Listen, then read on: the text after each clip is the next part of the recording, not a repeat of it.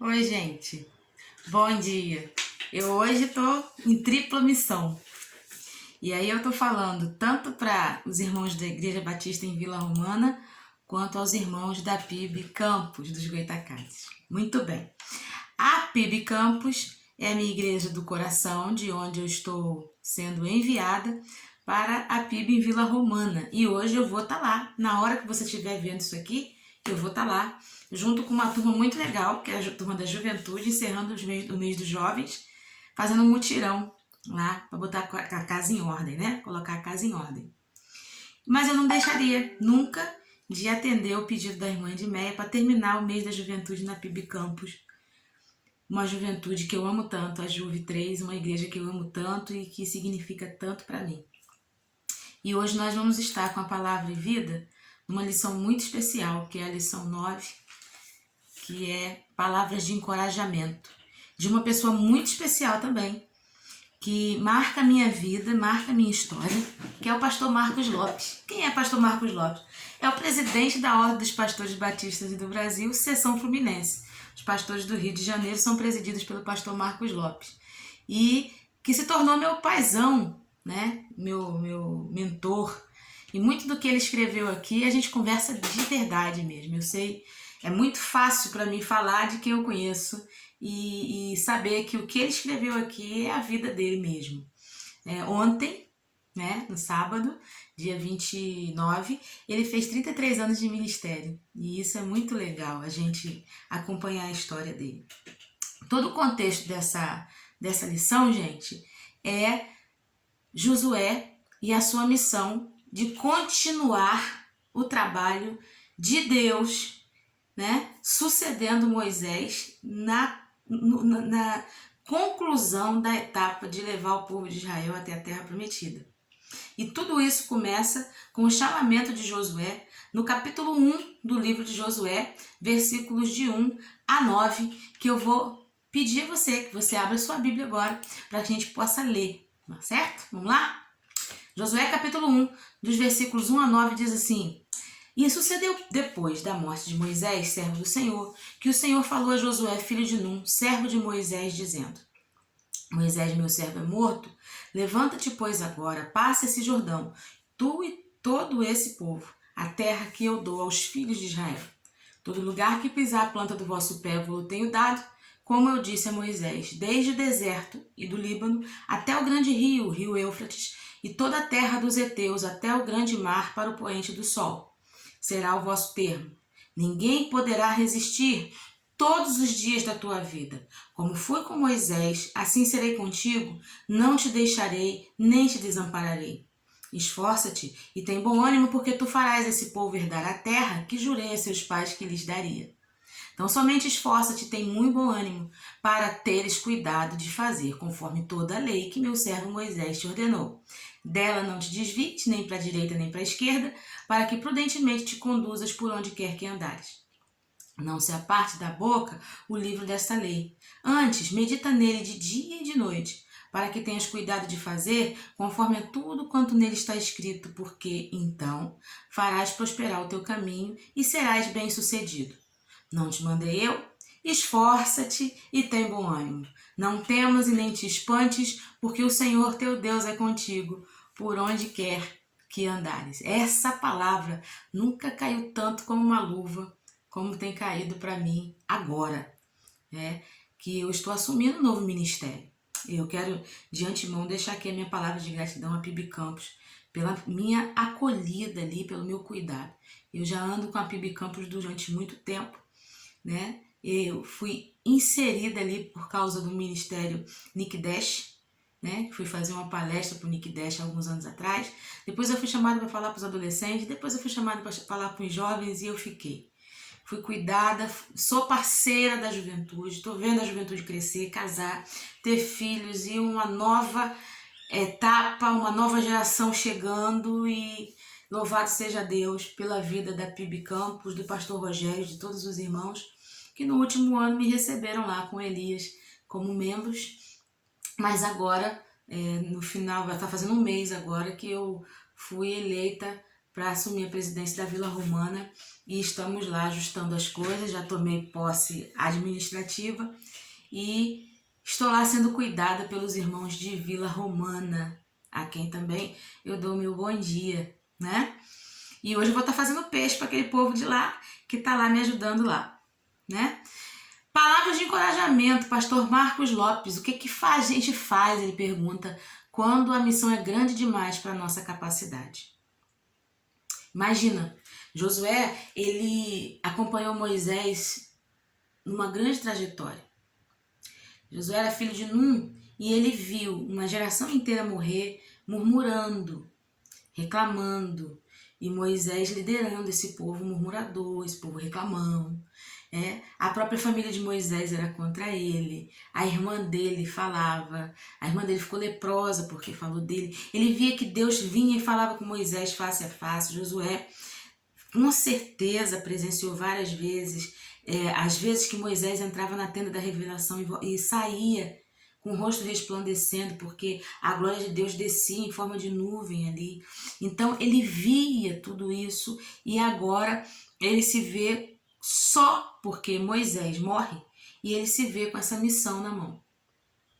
Então Moisés, o profeta que falava com Deus face a face, como diz o pastor Marcos aqui, estava morto. E aí Deus fala assim, quem vai concluir a missão de passar o Jordão agora e entrar na terra que eu prometi é você. E pastor Marcos vai dizer assim, não dá para saber exatamente o que ele está pensando, mas eu suponho que ele estivesse morrendo de medo, né? Dá para imaginar o que ele via, à sua frente um povo de alguns milhões de pessoas que acabaram de perder seu grande líder, sua referência de comunicação com Deus, suas costas a terra prometida com inúmeros inimigos, maiores, mais fortes, com cidades fortificadas e armadas até os dentes, e além disso tudo um rio que era bem profundo. E ele precisava ser atravessado. Pastor Marcos diz que ele se arrisca em afirmar que você está lendo essa lição, você que está lendo essa lição já teve medo. Quem nunca? Com certeza, eu me arrisco em dizer que Josué estava com medo também, tanto que é Deus que orienta que tivesse coragem. E ele diz o seguinte, ele é o cara que as dificuldades que ele sabia que ia enfrentar eram muito pior. Porque ele tinha que suceder o único profeta que viu Deus face a face, no qual igual nunca houve, que está lá em Deuteronômio 34, falando. O único que viu Deus face a face foi Moisés. Então ele estava sucedendo esta pessoa, não é qualquer pessoa. A referência é grande demais. Imagina você pegando uma grande responsabilidade, assumindo uma família, você que está perto de casar, né? Você que é jovem, você que no meio dessa pandemia toda, talvez você é um arrimo de família e você está tendo que tomar decisões pela sua família, porque os seus pais faleceram, as pessoas mais referenciais, os referenciais, eles foram embora e você agora se vê com uma grande missão na mão. Você que é mãe de primeira viagem e você não sabe nem o que você vai fazer com essa criança, né? Começa a chorar, você chora junto. São missões que são dadas nas suas mãos e que você olha e diz assim, eu não tenho condição de fazer, né? Quando de repente você vê que o cordão umbilical cortou e que agora é você que tem que decidir a sua vida. Você que precisa sair de um lugar e ir para outro e você se vê absolutamente só, fora do seu espaço, né? Decisões que só você pode tomar. Então, realmente são situações assim, limite, em que a gente vai sentir medo. Isso é óbvio. E aí, pastor Marcos vai falando, né, sobre a questão do medo e da ansiedade. Pastor Marcos, ele tem formação em psicanálise. Então, o que ele está falando aqui tem muito a ver com o que ele sabe e os 35 anos de vida ministerial também, ministério pastoral, dos quais 33 é na mesma igreja, vão colocar para ele de respaldo, né? Segundo a pesquisa realizada pela Organização Mundial de Saúde, o Brasil é o país mais ansioso do mundo.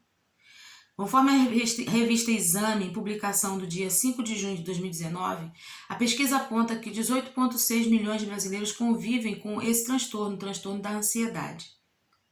Diferente do medo, que é uma emoção primitiva e tem o objetivo de proteger, a ansiedade é um estado mental e corporal mais espalhado no tempo, causada por uma ameaça diluída.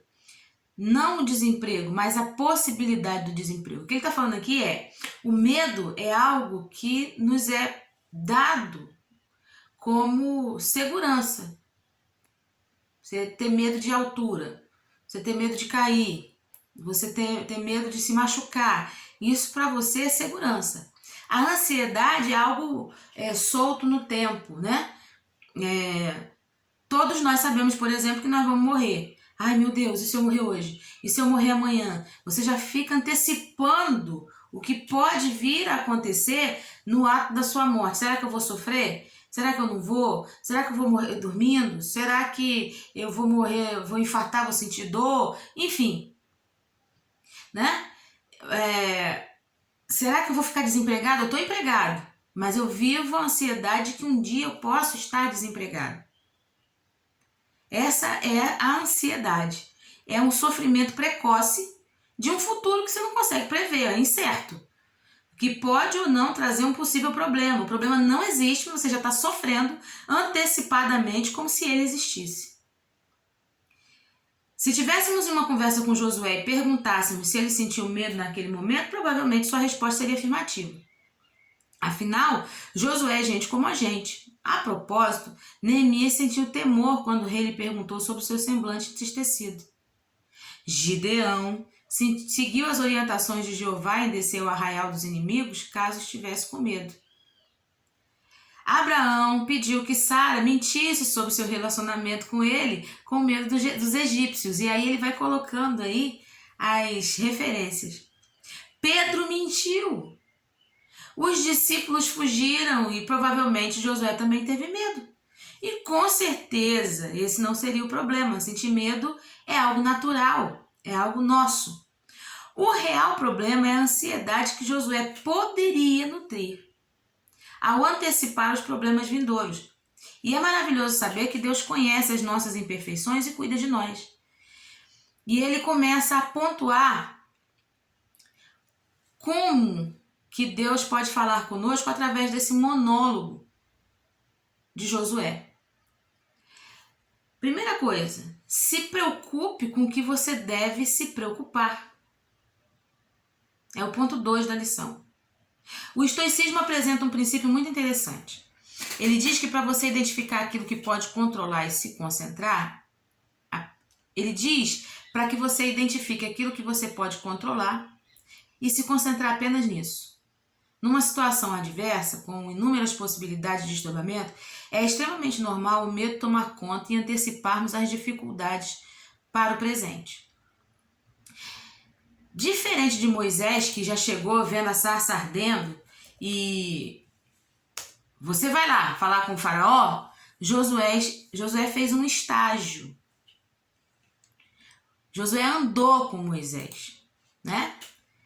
E isso foi muito bom para prepará-lo, mas a consciência da realidade é um grande vetor de preocupação. O que é o estoicismo? Os estoicos, eles preconizavam a temperança em frente à dor e às agruras da vida.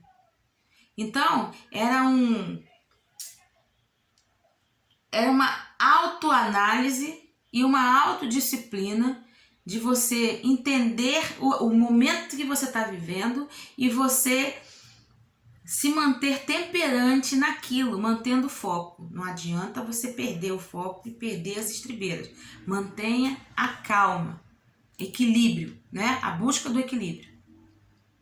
Então Josué fez esse estágio. E Josué sabia que o povo não era fácil. Foi o que eu falei para vocês. Ele vivenciou as dificuldades do Egito e conhecia os perigos que tinham para vir. Porque não tinha só os perigos do povo que estava lá. Tinha também todo esse emaranhado que era o povo de Israel, que foi se multiplicando lá dentro do Egito, né, batendo cabeça. Muitos morreram no meio do caminho, mas era uma geração perversa. É a geração do bezerro de ouro, né? morreu e os filhos ficaram. A valentia demonstrada por Josué em Números 14, quando foi um espia, muito fala a seu respeito, mas nesse momento ele é líder do povo. Ele é um contexto diferente. É muito fácil não estar na cadeira de liderança, porque na cadeira de liderança a gente precisa olhar a coisa e a estratégia é diferente. Você está lidando com pessoas diferentes. Então, um pastor que pastoreia PIB Campos, por exemplo, ele não pode pensar só na juventude, como ele também não pode pensar só nos irmãos mais idosos, ele não pode pensar só nas crianças, ele não pode pensar só nas mulheres, ele não pode pensar só nos homens. Ele tem que achar um ponto de equilíbrio onde todas as coisas venham a convergir e não agradar a todo mundo, mas algo que seja de senso comum, que vai fazer bem para a maior parte das pessoas. Nós somos batistas, nós somos democráticos e nós trabalhamos dentro da democracia. Então a gente vai buscar conselhos em todo mundo, mas na hora de decidir é a gente, né? Um negócio muito interessante nessa pandemia é a situação que a gente enfrenta do seguinte: começa culto presencial ou não? E aí uns dizem assim, é falta de fé, né? O outro diz assim, não, mas isso é responsabilidade.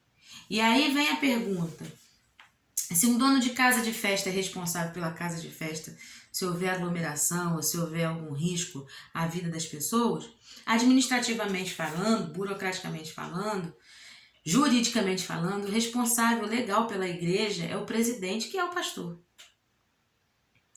Então, quando o pastor diz assim para um irmão que tem 80 anos, irmão, fica em casa. A Organização Mundial de Saúde diz que maiores de 60 anos e que tenham comorbidade, é de bom tom que fiquem em casa, porque esses são mais suscetíveis a pegar, a contrair esse vírus, e não tem uma vacina hoje ainda. O coração do pastor está sangrando, sabe por quê? Porque aquele irmão é aquele que sente a alegria de estar na igreja, orando, participando, contribuindo, cantando, adorando. É a história desse irmão, é a história dessa irmã. E de repente ele se vê privado disso. Ele já não pode ir à pracinha, ele já não pode ir a muitos lugares, ele está sem ver a família e ele não pode ir à igreja dele. Mas o pastor tem que cuidar dele.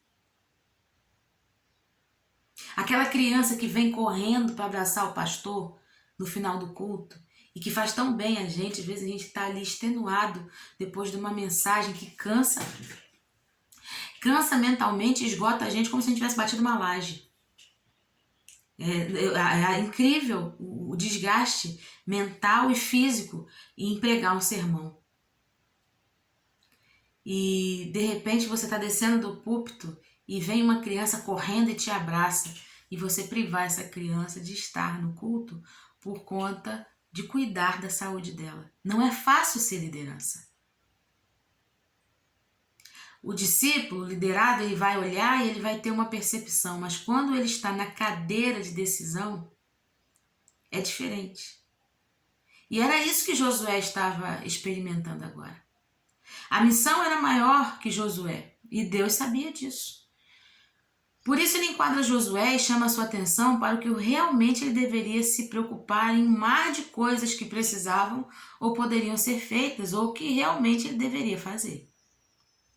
Deus, quando chama a gente para uma obra, ele sabe exatamente do que a gente é feito, do que a gente é capaz, do que a gente não é capaz. E Deus não chama a gente porque a gente é totalmente suficiente. Não. O chamado de Deus, ele se dá mais no quanto a gente depende dele e é ensinável do que realmente a gente consegue fazer sozinho. Porque, na verdade, quando Deus chama para se utilizar de nós. E se nós formos autossuficientes, nós vamos querer fazer do nosso jeito. Então a gente nunca vai se deixar ser usado por Deus. Jesus disse assim, não foram vocês que me escolheram. Eu escolhi vocês para um propósito, para que vocês vão, deem frutos e o vosso fruto permaneça. Então nós não escolhemos a missão. A missão é dada por alguém que planejou essa missão. Que teve essa visão, que planejou essa missão e que colocou a gente no meio dessa missão porque sabia que nós poderíamos receber orientações e seríamos capazes de obedecer a missão. Então Deus vai delineando a missão de Josué. Deus garante, ponto 2, parte 1, vai dizer que Deus garante a Josué o que ele vai fazer. Os versículos 1 e 2 do capítulo 1, Javé comissiona José. Chama Josué à realidade e mostra assim, olha, Moisés está morto. E é você que vai fazer o povo entrar. Nos versículos 3, 4 e 5, Deus diz que ele vai realizar e vai garantir todo lugar que eles pisarem. Porque é o plano de Deus. O plano de Deus não foi fazer o povo morrer no deserto. O plano de Deus foi tirar o povo do Egito e dar a terra que ele prometeu a Abraão. Sai da tua terra, da tua parentela, para uma terra que eu vou te mostrar. Você vai ser pai de uma grande nação. É a partir de você, Abraão, que eu vou começar o meu projeto de uma nação que eu governo. Existia um propósito maior. Josué era apenas uma peça. E aí, dentro desse projeto, Deus falou assim, olha, Josué, ninguém vai poder resistir você. Porque eu estou com você. Deus não chega para Josué e diz assim, ninguém vai poder resistir você, Josué, porque você é um ótimo guerreiro, você é forte, você é estrategista, você é inteligente, você tem vários diplomas, você é bonito. Não, você fala bem. Ninguém vai poder resistir a você, Josué, todos os dias da sua vida, porque assim como eu fui com o meu servo Moisés, eu serei com você.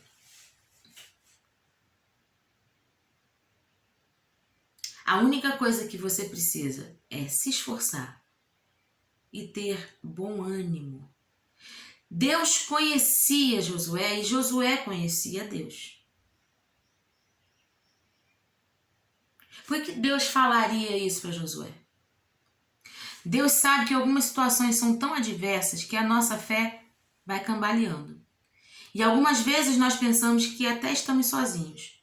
O que Deus estava dando para o novo líder era uma âncora. Era um ponto de referência. Josué, você lembra as orientações que eu dava a Moisés?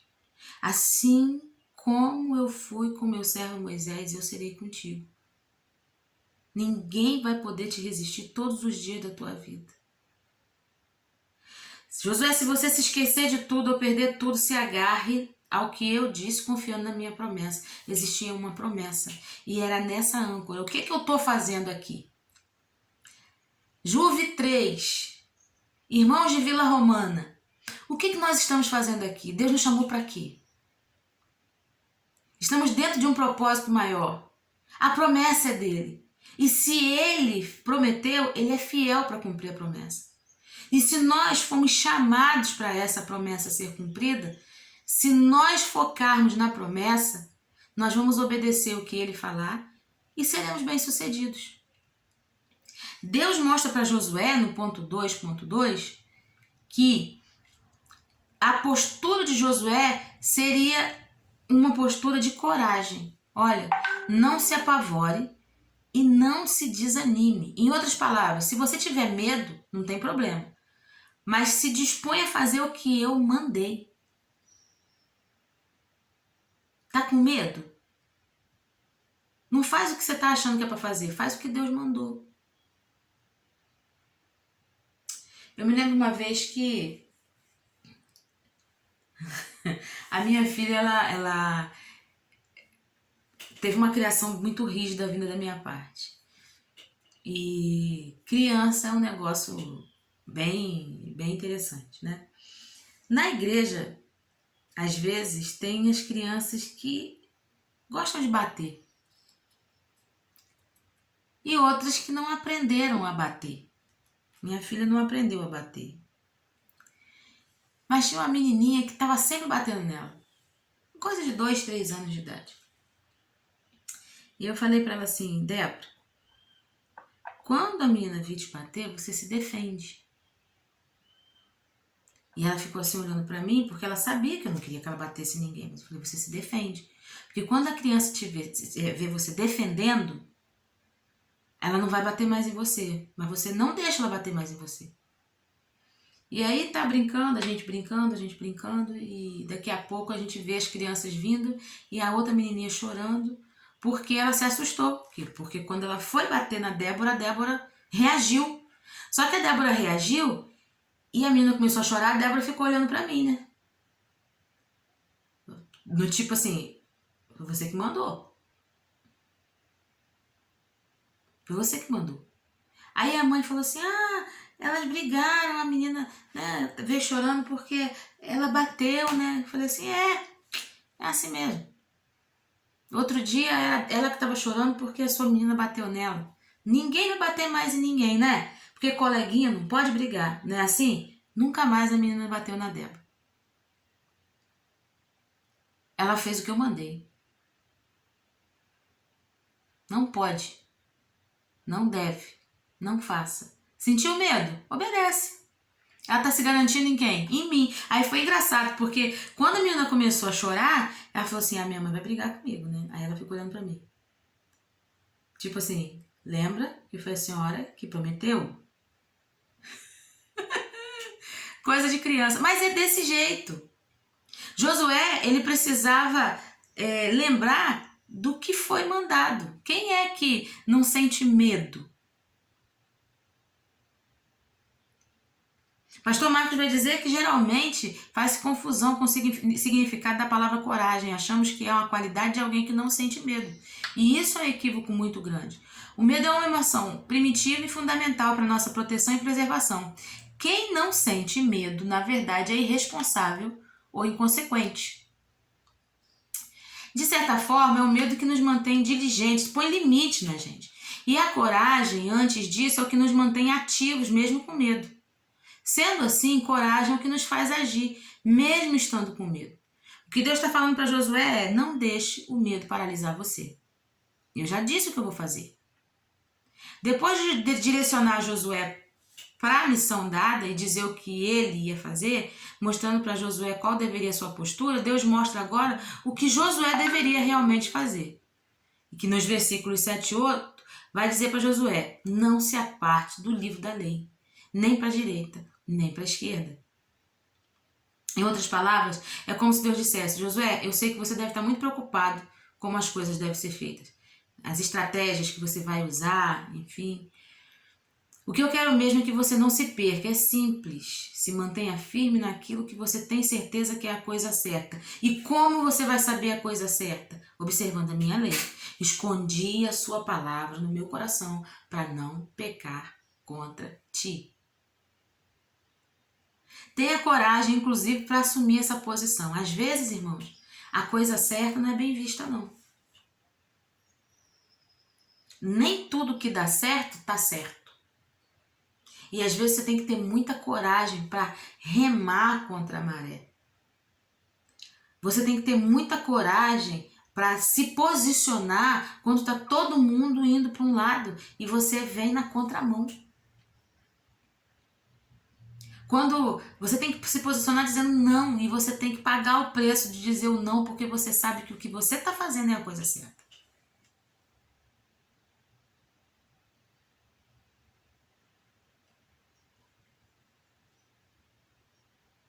Então, Josué, ele chega para Deus chega, mostra o plano para Josué e diz assim: olha, Josué, eu vou fazer isso. Minha parte é essa. Eu vou fazer vocês entrarem na terra. A sua parte, Josué, é fazer a coisa certa. É não se desviar, nem para a direita, nem para a esquerda. E para que isso aconteça, Josué, só tem um jeito. Não se aparte de você o livro da lei. Muitas vezes a gente erra porque a gente consulta Deus depois.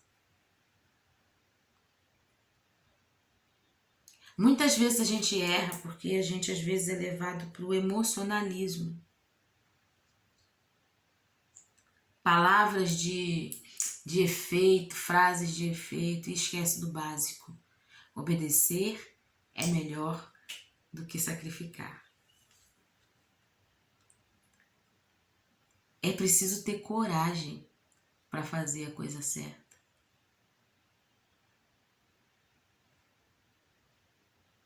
Se é uma coisa que é preciso ter, é coragem para fazer a coisa certa.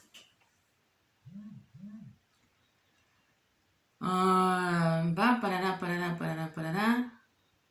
E aí, tenha coragem, inclusive, para assumir essa posição. Se preocupe com isso, porque o resto é comigo. Foi isso que Deus falou. Qual o propósito que a gente tem aí na sua frente? O que você tem na sua frente agora?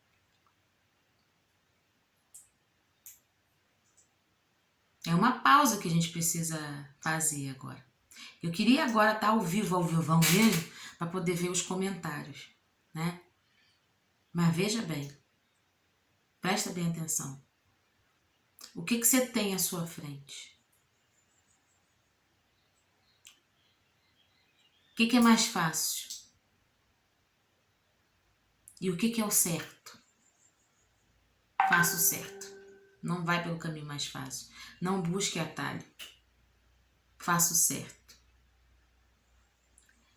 Na conclusão, pastor Marcos vai dizer assim: talvez você olhe para a sua vida e pense que nunca fez ou nunca fará algo tão grandioso quanto Josué. E então as suas preocupações não merecem a mesma atenção. Mas a verdade é que isso não faz a menor diferença e os princípios extraídos desses pequenos versos devem fazer sentido para você e para nós. Porque, em primeiro lugar, Deus tem uma missão para cada um. Seja cuidar dos pais na velhice, seja cuidar de filhos sozinho, seja cuidar de um cônjuge doente, seja de iniciar um negócio, seja de iniciar uma carreira profissional, seja de procurar uma carreira profissional, seja de morar longe dos pais, buscar um outro campo de trabalho, assumir um novo ministério, tomar novas posturas na vida. Então, sempre vai existir uma missão, um desafio. Na verdade, isso é para todo mundo. E se alguém não se vê com uma missão exclusiva, olhe para sua família, seus amigos, colegas de trabalho, seus vizinhos, sua igreja e as necessidades das pessoas à sua volta. Eu costumo dizer para vocês, jovens da Juve 3, que Deus não fez ninguém inútil. E eu preciso que vocês se lembrem disso todos os dias. Deus tem uma utilidade para cada um de vocês. E eu me alegro muito em ver como vocês são usados por Deus. Como vocês são bênção na vida da igreja. Como vocês são pessoas de valor. Todos vocês. A juventude da PIB Campos, irmãos, a de Vila Romana eu tô conhecendo agora. Então, eu tô conhecendo agora, tô chegando mais perto, né? Então, tem a Isa, tem o Fagner, tem a Stephanie, tem o Gerson, tem o Guilherme, tem a Mayara. Essa turma bonita que eu tô chegando agora, tô conhecendo, que é gente de valor. Na PIB Campos tem muita gente bênção. E aí você vê Carol, Caio, Dylan, Rodrigo, Cláudia. Tanta gente bonita que Deus tem usado para a glória dele. Falei poucos aqui. Tem a Marina, né? Tem tanta gente. Eu vou ficar falando aqui. Tem a Sâmila, tem o João. Essa turma bonita da juventude. Eu estou falando especificamente para a juventude porque é o final do mês de vocês. Em um mês atípico, de um ano atípico, de situações atípicas. É só olhar a necessidade à volta. Deus não fez ninguém inútil. Você tem utilidade. Talvez, meu irmão, você que não é mais jovem, possa achar que você está limitado à sua idade, ao seu cansaço, né? Mas olha a sua volta. Porque o propósito de Deus para a vida da gente é até nossa vida findar, acabar. É até o último dia. Os propósitos de Deus não tem aposentadoria. Tem aposentadoria por tempo de serviço na carteira de trabalho. mas para os propósitos de Deus não. Ele sempre vai te usar, ele sempre vai ter um lugar para te usar, sempre haverá uma missão para você. A nossa missão enquanto servos de Deus, ela é eterna.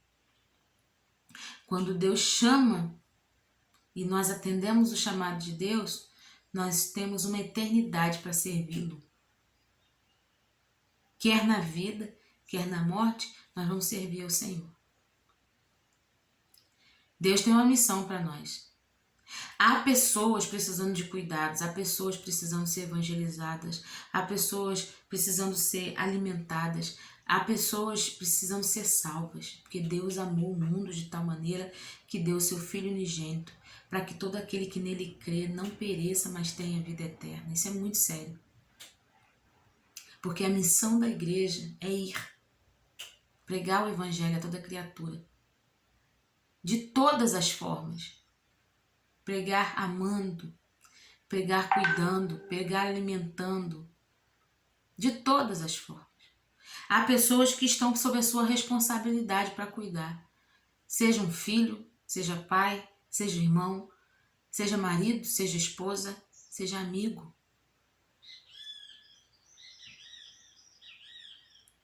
Há pessoas que estão sob a sua responsabilidade para cuidar. E o chamado é urgente. Agarre a sua missão. Jesus está voltando. As pessoas estão adoecendo. As pessoas estão morrendo. E a minha pergunta é, quantas dessas ouviram falar de Jesus? Será que existe alguém que ainda não ouviu falar de Jesus? Eu digo para você que ainda existe alguém que não ouviu falar de Jesus. Do Jesus que a gente crê, tem gente que não conhece esse Jesus. Tem gente que conhece Jesus, o Jesus que das estrelas gospel. O Jesus das estrelas políticas, de uma bancada evangélica. O Jesus de um artista que tem uma prospecção e daqui a pouco o nome de Jesus está aí. O Jesus da escola de samba. Mas existem pessoas que nunca ouviram falar do nosso Jesus. Essas pessoas precisam ouvir falar de Jesus. E elas precisam ouvir falar de Jesus através de quem conhece verdadeiramente Jesus. Quem conhece verdadeiramente Jesus tem uma missão. Agarre a sua. Agarre a sua com paixão. Segunda coisa, confie nas promessas de Deus, porque o caráter de Deus não falha. Se lhe faltar tudo, não esqueça da sua fé. Se agarre ao que você sabe e tem certeza. Eu tenho certeza que o meu Redentor vive e por fim se levantará sobre a terra. Eu tenho certeza que Deus tem planos de paz e não de mal para nos dar um futuro e uma esperança. Eu tenho certeza que aquele que habita no esconderijo do Altíssimo descansa à sombra do Onipotente.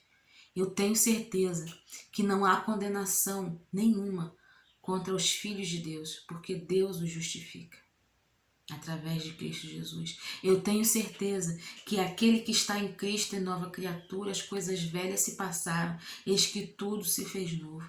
Eu tenho certeza que se o meu coração estiver em Deus, se a minha vida estiver em Deus, se eu estiver nele e as palavras dele estiverem em mim, eu vou pedir tudo que eu quiser e vai me ser feito. Porque quando eu estou nele e as palavras dele estão em mim, tudo que eu peço está de acordo com a vontade dele. E tudo que está de acordo com a vontade dele, ele responde. Por isso que Deus chega para Josué e diz assim: esforça-te, tem de bom ânimo, tão somente, mas não se aparte de ti o livro dessa lei. Não se desvie nem para a direita nem para a esquerda. Mantenha o foco. Busque um alvo. Vai direto nesse alvo. No terceiro, você precisa entender que sentir medo é normal. É natural. E é bom que a gente sinta medo.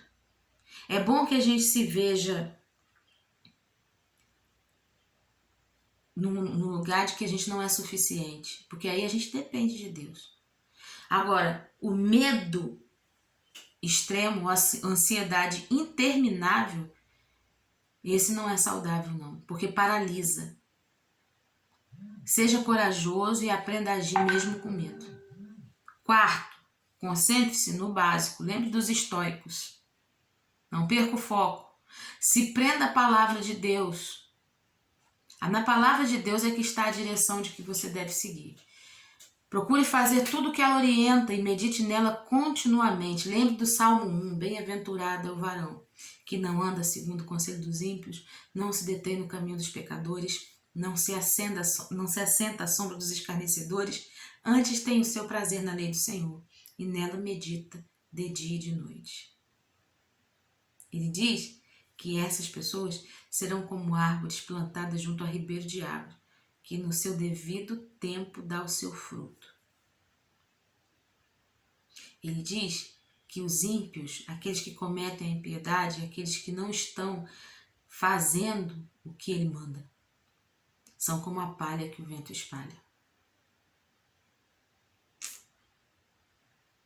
Porque o Senhor conhece o caminho do justo, mas o caminho dos ímpios vai perecer. Se você sente dúvidas e medo do futuro, a resposta é simples e são as orientações para Josué. Não se preocupe com nada que não seja coragem que você deve ter e a vontade de Deus expressa em sua palavra. O resto você não controla. Você tem que ter coragem e você tem que se esforçar. Você tem que ter coragem, se esforçar e crer na palavra daquele que te enviou. O resto você não vai controlar. Porque o controle está na mão de Deus, que é soberano. O resto é com Deus. E, para pensar e agir, você está incluído nesses 18,6 milhões de brasileiros que convivem com transtorno de ansiedade? Está sofrendo antes do tempo? Caso sim, o que você aprendeu com essa lição? 2. No desempenho de uma missão, o que você mais precisa levar em conta? O tamanho do desafio ou as ordens daquele que te comissionou? Com base na lição, o que você considera como indispensável o cumprimento de uma missão dada por Deus? Se concentrar no essencial, isso é, não perder o foco da missão, é fundamental para não deixar que fatores outros nos desanimem. Você concorda? E assim a gente termina a nossa lição da Palavra e Vida. Juve 3, eu amo vocês. Que Deus abençoe a vida de vocês poderosamente. Contem comigo para o que vocês precisarem. Pastor Rogério, eu amo o Senhor. Assim que tudo isso passar, o culto de posse, você pode ter certeza que é o Senhor que vai pregar no meu culto de posse. Minha gratidão é eterna ao Senhor por tudo que o Senhor tem sido na minha vida, no meu ministério, na vida da minha família, na minha casa. Irmã de Meia, obrigado por ter me convidado para encerrar o mês dos jovens. Essa juventude é preciosa demais para mim. Irmãos da PIB Campos, eu amo vocês. E ali na Vila Romana, ali pertinho, vocês têm uma parceira. Pode gritar que a gente chega junto, tá bom? Aos irmãos de Tereré, que eu passei um tempo lá aos domingos, um abraço grande. E eu sei que Deus tem grandes coisas para vocês também. Nós precisamos só nos comprometer com a obra do Senhor. Aos irmãos de Vila Romana, vamos trabalhar, porque muitas coisas o Senhor quer fazer naquela baixada. Que Deus abençoe a sua casa, que Deus abençoe a sua vida. Fiquem com Deus e até uma próxima. Deus abençoe você. Tchau, tchau.